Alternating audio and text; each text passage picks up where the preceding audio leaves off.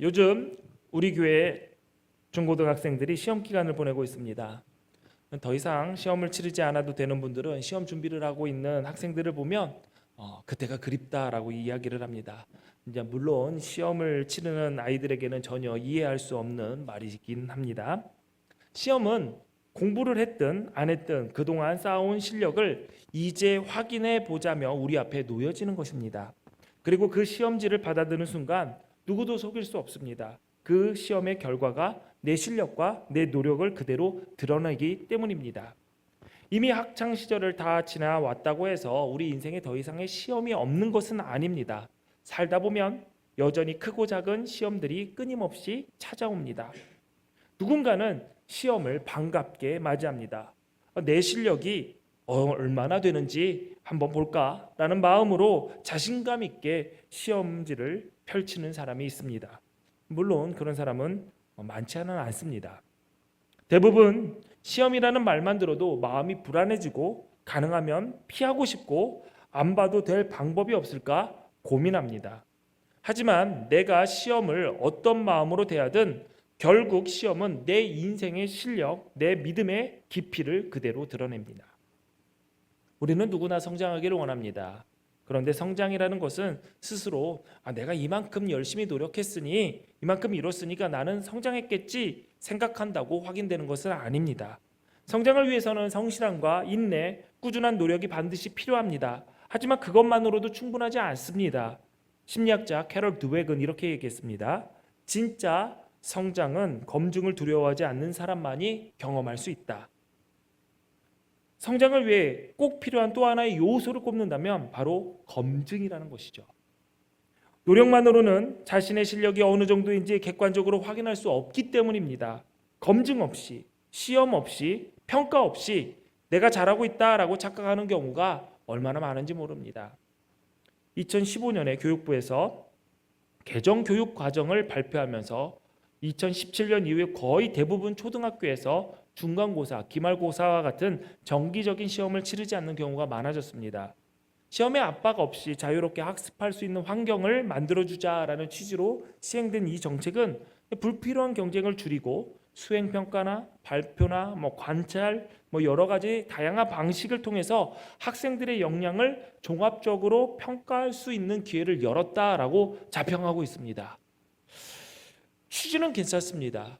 분명 취지는 좋지만 시간이 흐르면서 이 정책의 단점이 드러나기 시작했습니다. 학생들은 선생님께 칭찬도 듣고 과제도 하면서 특별히 큰 지적을 받지 않다 보니까 자연스럽게 이렇게 생각을 합니다. 나 꽤 잘하고 있는 거 아니야? 나 잘하고 있어. 내 실력 괜찮아. 이렇게 스스로 생각을 하죠. 그런데 그렇게 착각 속에서 지내다가 중학교에 올라가 본격적인 중간고사, 기말고사 시험을 치르면서 많은 학생들이 충격에 빠지게 됩니다. 내가 이 정도밖에 안 돼? 내가 왜 이렇게 열심히 했는데 시험 점수가 안 나오지? 혹시 내가 오늘 아침에 식사를 잘못해서 배가 살짝 아파가지고 시험 문제를 못 푼 것이 아닐까? 그제야 자신의 실력이 어느 정도라는 사실을 알고 혼란에 빠집니다. 왜 이런 일이 생길까요? 검증 단계를 거치지 않았기 때문입니다.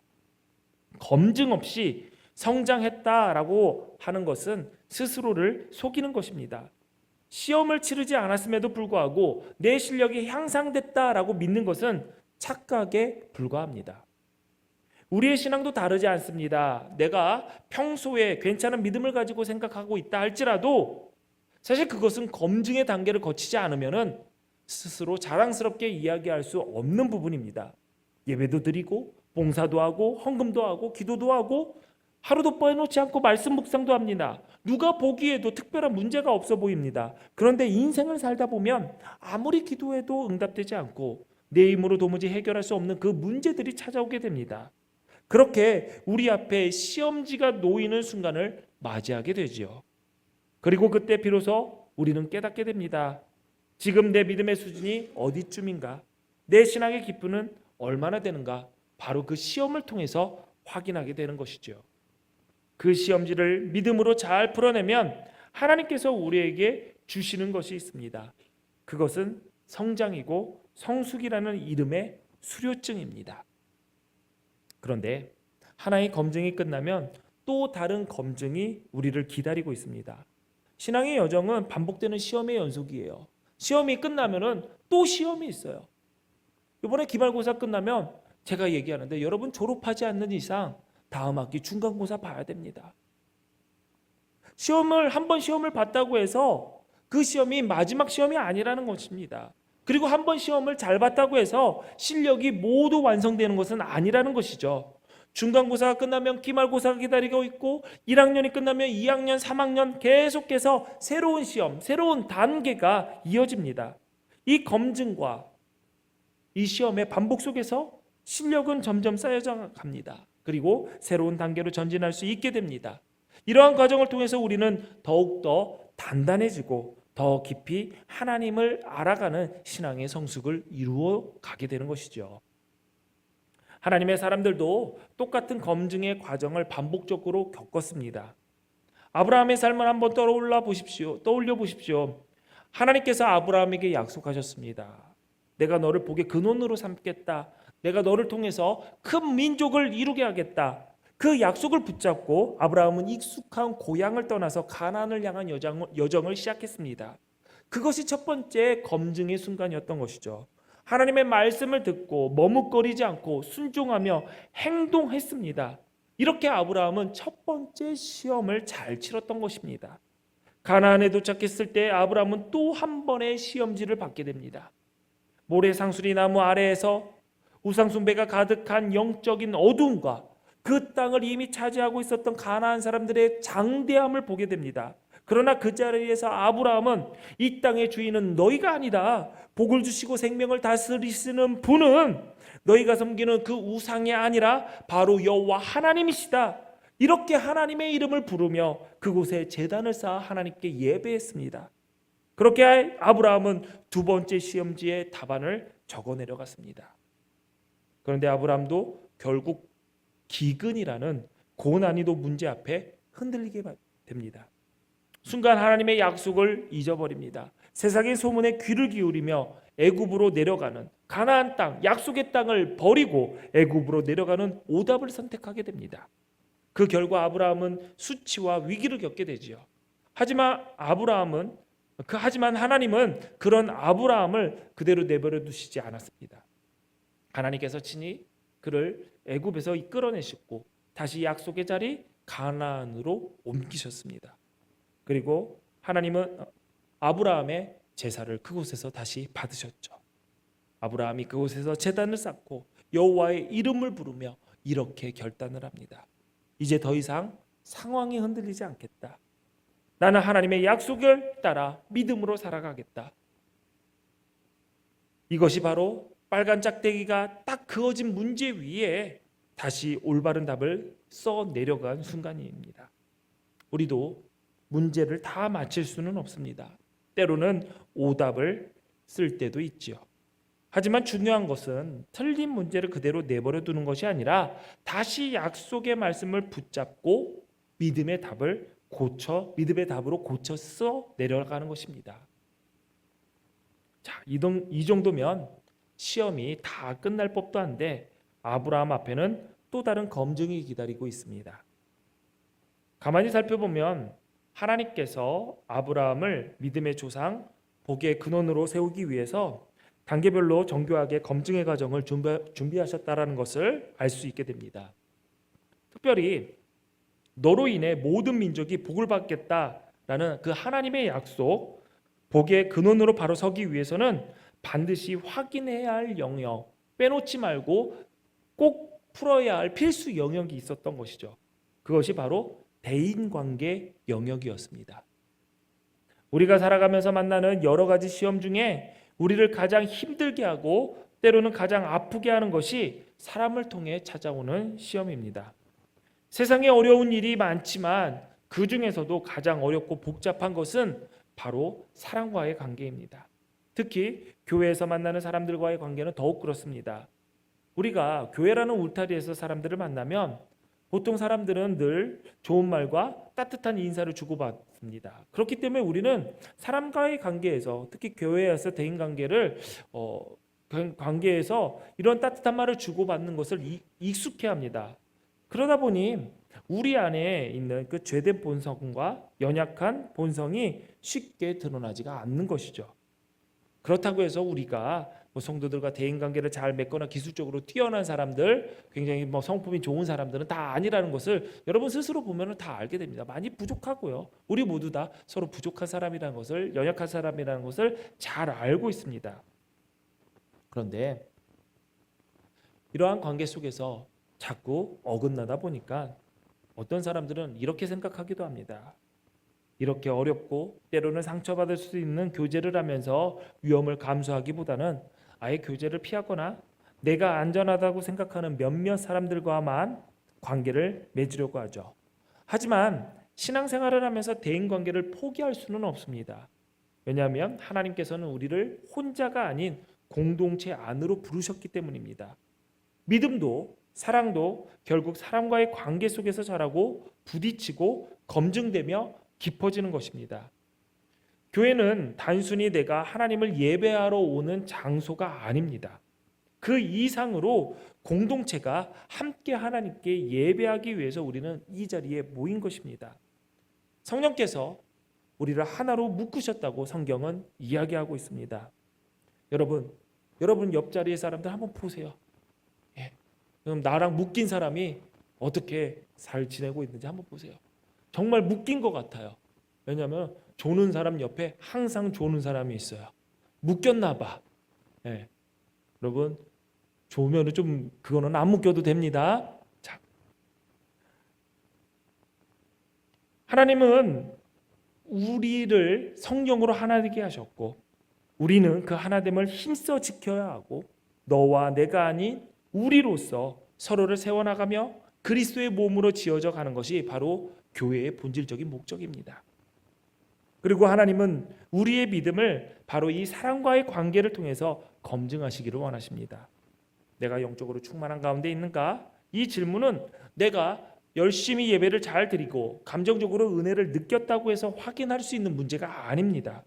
종교적인 의무를 성실하게 감당한다고 해서 내 영적 상태가 온전히 검증되는 것은 아닙니다. 물론 그러한 검증 과정도 필요합니다. 그러나 그것이 다가 아니라는 것이죠.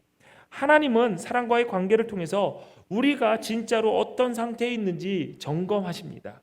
내가 상대를 향해 품고 있는 마음은 무엇인가? 긍휼의 마음인가? 사랑의 마음인가? 혹은 미움과 판단과 정죄의 마음인가? 거짓된 말로 다른 이들을 모함하고 헐뜯고 있지는 않은가? 내 입술에서 흘러나오는 말은 어떤 것인가? 격려인가? 위로인가? 따뜻함이 있는가? 아니면 날카로운 말로 상대의 마음을 찌르고 상처를 내고 있지는 않은가? 바로 이 모든 관계 속에서 우리의 영적 상태가 드러나고 하나님은 그 속에서 우리의 믿음을 검증하십니다. 사도행전 2장 47절을 보면 초대교회가 어떻게 신앙생활을 했는지 우리가 본받을 만한 모델이 나옵니다. 우리 함께 읽어볼까요? 시작. 하나님을 찬미하며 또 온 백성에게 칭송을 받으니 주께서 구원받는 사람을 날마다 더하게 하시니라. 아멘. 아멘. 초대교회 성도들이 가장 먼저 한 것은 하나님을 찬미하는 것이었습니다. 하나님과의 관계가 바로 세워졌다라는 증거이죠. 맞습니다. 우리의 신앙에서 가장 먼저는 하나님과의 관계입니다. 예배를 잘 드리고 하나님의 음재를 의식하고 하나님과 동행하며 살아가고 말씀을 듣고 말씀을 가까이 하고 그 말씀을 기억하며 그 말씀대로 살아가며 순종하는 것, 이것이 하나님을 찬미하는 가장 우선적인 일입니다.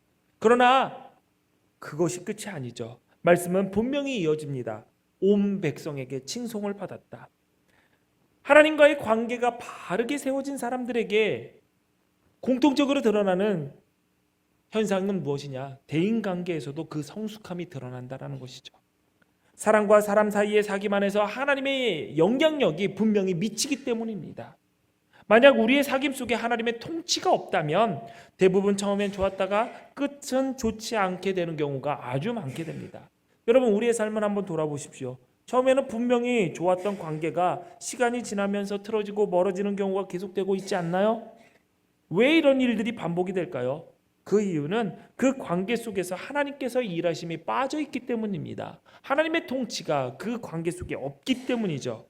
다시 말해서 무슨 말이냐? 그 말은 나와 하나님과의 관계 속에서 바르게 맺어짐이 없기 때문이라는 거죠. 그렇기 때문에 문제가 일어나는 가능성이 계속 높아진다는 것입니다. 하나님과의 관계가 깨어지면 사람과의 관계의 끝도 결국은 아름다워질 수가 없습니다. 왜냐하면 애초에 우리는 서로 신실하게 대할 능력이 없기 때문이죠. 우리나라 옛날 말 중에 정말 개인적으로 너무 싫어하는 말이 있는데 그건 뭐냐면 머리 검은 짐승은 거두는 것이 아니다라는 말을 개인적으로 굉장히 싫어합니다. 그 머리 검은 짐승이 누구예요? 하나님께서 창조하신 하나님의 형상을 닮은 내 이웃, 내 사람들 아닙니까? 그런데 그 사람을 사랑해야 될 사람들을 하나님의 자녀들을 하나님께서 구원받기를 원하시는 그 자들을 머리 검은 짐승으로 본다면 그렇게 보는 사람은 누굴까요? 사람일까요? 아니죠. 똑같은 짐승이죠. 그러니까 그런 두 짐승이 만나면 서로 으르렁거리고 이빨을 드러내며 물어뜯고 핥힐 수밖에 없는 것입니다. 애초에 우리는 서로에게 신실하게 대할 능력이 없는 사람들입니다. 우리 안에 채워진 영적인 충만함이 없으면 그 부족함이 그대로 사람과의 관계에서 드러나게 됩니다. 그러나 반대로 우리 안에 영적인 것으로 충만함이 있다면 그 충만함은 반드시 사람의 관계로 흘러가야 한다는 것이죠. 이것이 바로 하나님께서 아브라함에게 주셨던 그 약속입니다. 내가 복이 되라. 내가 밭에 가도 들에 있어도 복을 받고 내가 나가도 복을 받고 내가 들어와도 복을 받고 세상의 모든 민족이 너로 말미암아 복을 받을 것이다. 이 약속의 핵심은 분명합니다. 하나님과 나의 충만한 관계가 이웃에게로, 사회로, 민족에게로, 열방으로 흘러가게 하는 것, 그것이 하나님의 약속이자 동시에 우리의 사명입니다.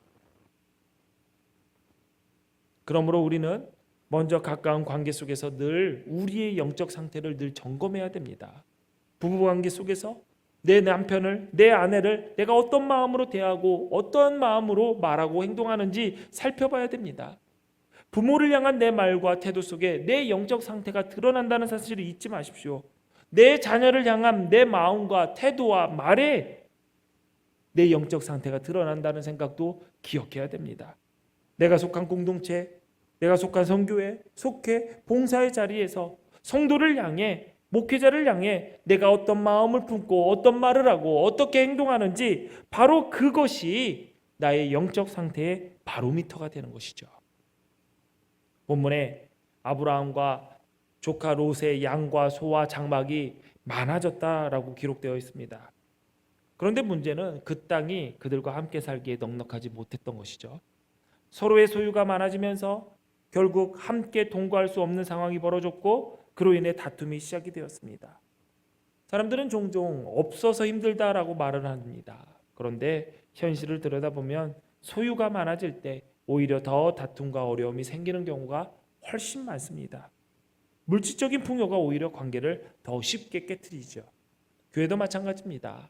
없을 때, 부족할 때 서로 아껴 쓰고 양보하고 서로 부족한 부분을 자기가 채우려고 합니다. 그래서 별다른 분란이 일어나지 않아요. 그런데 여유가 생기고 소유가 많아지면 이상하게 교회에서도 말이 많아집니다. 아끼는 것은 없고 풍풍 쓰려고 하고 나의 것을 가져와서 그 부족함을 채우려는 것은 없고 어디 내가 뜯어먹을 것은 없나 두리번 되는 승냥이들로 바뀌게 되는 경우가 굉장히 많아요. 교회의 역사 속에서 이것을 이러한 상황을 증명하고 있습니다. 교회의 역사 속에서 가장 타락하고 부패했던 시기가 언제였냐면 교회가 가장 부유했을 때라는 것이죠. 겉으로는 풍성했지만 안으로 무너질 때가 너무나도 많았습니다. 아브라함과 롯의 목자들도 마찬가지였습니다. 그들은 소유가 많아졌기 때문에 다툼이 일어났던 것이죠. 이 시험지를 받은 아브라함은 어떤 답을 써내려갔을까요? 아브라함은 먼저 잘못을 따지기보다 먼저 싸움을 멈추는 것을 선택합니다. 사람들은 누가 잘했는지 누가 잘못했는지 따지기에 바쁩니다. 아이들이 싸우고 있어요.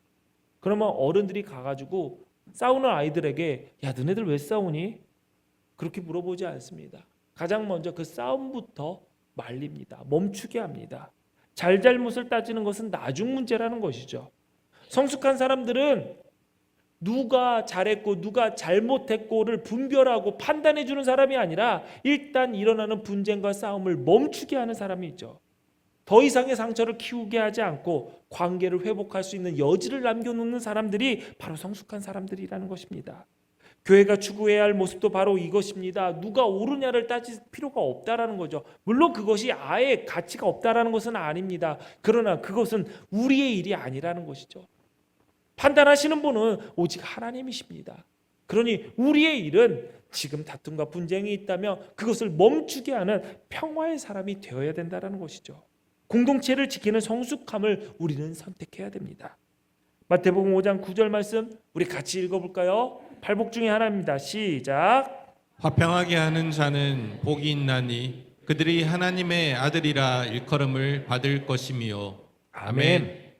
자, 하나님의 자녀들은 평화를 이루는 사람을 하나님의 자녀라고 합니다. 하나님의 은혜를 받기 전에 사람들은 남의 약점을 들추고 약점을 퍼뜨리면서 살아갑니다. 이거 알아? 그 사람이 어떤 일을 한 줄 알아? 이렇게 나쁜 일을 한 거 알아? 이렇게 실수를 반복적으로 하는 사람 거 알아? 상대방의 허물과 실수를 부풀리고 죄 정죄하며 공격합니다. 그러나 하나님의 은혜를 받은 사람은 달라집니다. 평화를 깨뜨리는 사람이 아니라 평화를 이루는 사람으로 변화되는 것이죠. 히브리서 12장 14절 말씀 우리 다 같이 읽어볼까요? 시작. 사람과 더불어 화평함과 거룩함을 따르라. 이것이 없이는 아무도 주를 보지 못하리라. 아멘. 아멘. 이 말씀을 보니까 나는 반드시 화평을 이루어야겠구나라는 생각이 들지 않습니까? 왜냐하면 그래야 나를 통해서 예수 그리스도를 볼 수 있다라는 거예요. 가장 안타까운 일은 교회 안에서 싸움이 일어나는 일입니다.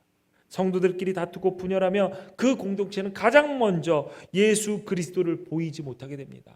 그 교회가 아무리 전도를 많이 나가고 전도지를 가서 동네에 딱 갖다 뿌리고 선교비를 보내고 선교사를 파송해도 그 공동체 가운데 화평함과 거룩함을 따르는 것이 없다면 그 공동체는 주를 보이지 못하는 공동체, 사명을 감당하지 못하는 공동체가 됩니다. 사명을 잃어버리면 교회는 교회일 수가 없죠.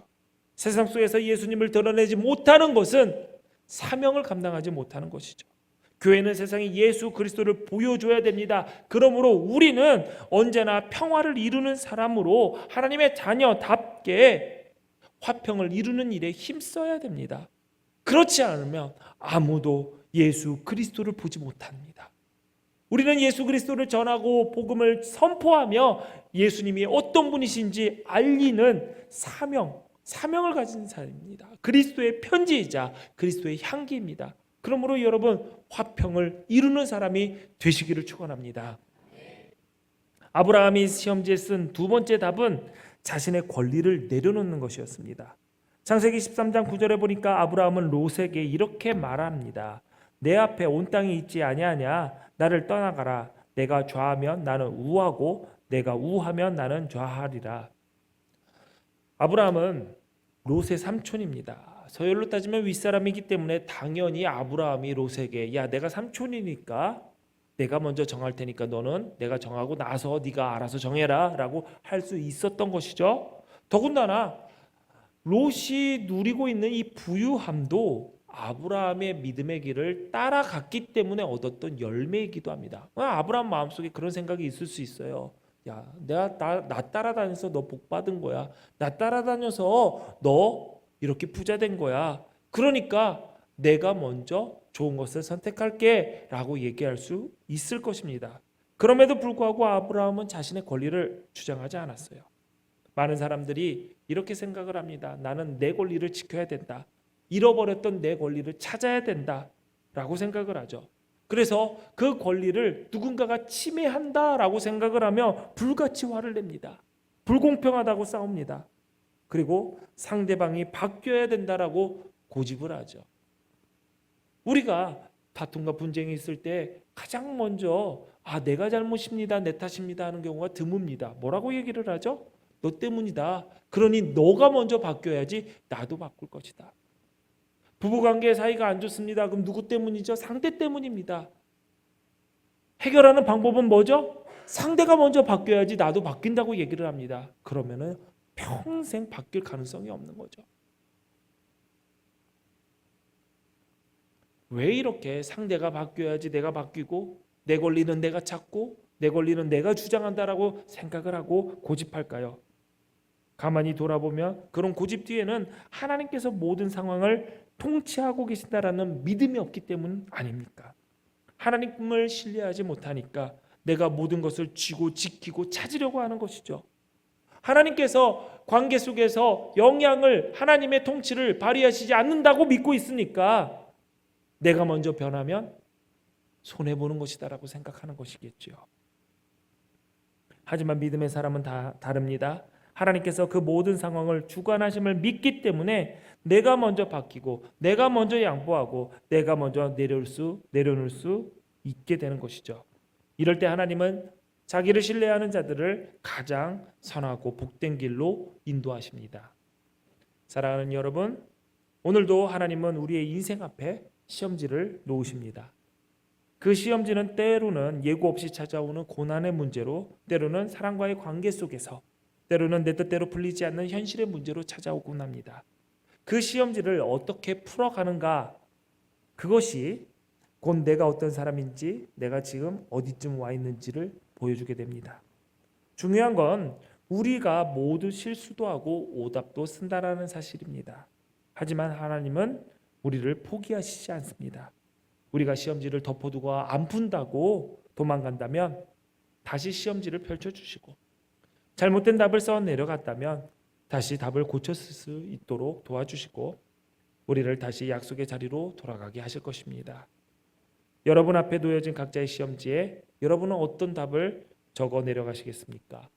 하나님은 오늘도 우리를 통해 복을 흘려보내시기 위해 우리를 가르치시고 인도하시고 확인하시고 다시 훈련시키시는 하나님이십니다. 신실하신 하나님의 열심히 그 일을 반드시 이루어 가실 것입니다. 그러니 두려워하지 마십시오. 검증의 시간을 피하지 마십시오. 여러분의 삶으로 아브라함처럼 평화를 만들어가는 답을 써 내려가십시오. 사람을 통해 오는 어려움에 도망가거나 주저하지 않고 오히려 사랑을 흘려보내는 복의 근원으로서 세워져 가는 답을 각자 여러분의 삶 가운데 써 내려가십시오. 여러분 모두가 하나님 앞에 복의 근원으로 세워지기를 주님의 이름으로 축원합니다. 아멘. 기도하시겠습니다. 사랑과 은혜가 풍성하신 아버지 하나님, 오늘도 우리 앞에 놓여진 시험지 앞에 서게 되었습니다.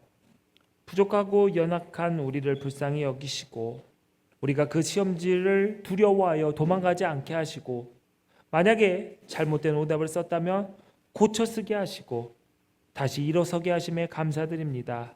이제 우리가 두려움 없이 믿음으로 나가게 하여 주시고 나의 권리를 내려놓고 평화를 선택할 수 있는 용기를 허락하여 주시옵소서. 그리하여서 복의 근원이 될 수 있는 합당한 그 단계를 잘 넘어가서 가정과 교회와 사회와 민족과 열방 가운데 하나님의 복을 흘려보내는 복으로서의 삶을 살아가게 하옵소서. 예수님 이름으로 기도하옵나이다. 아멘.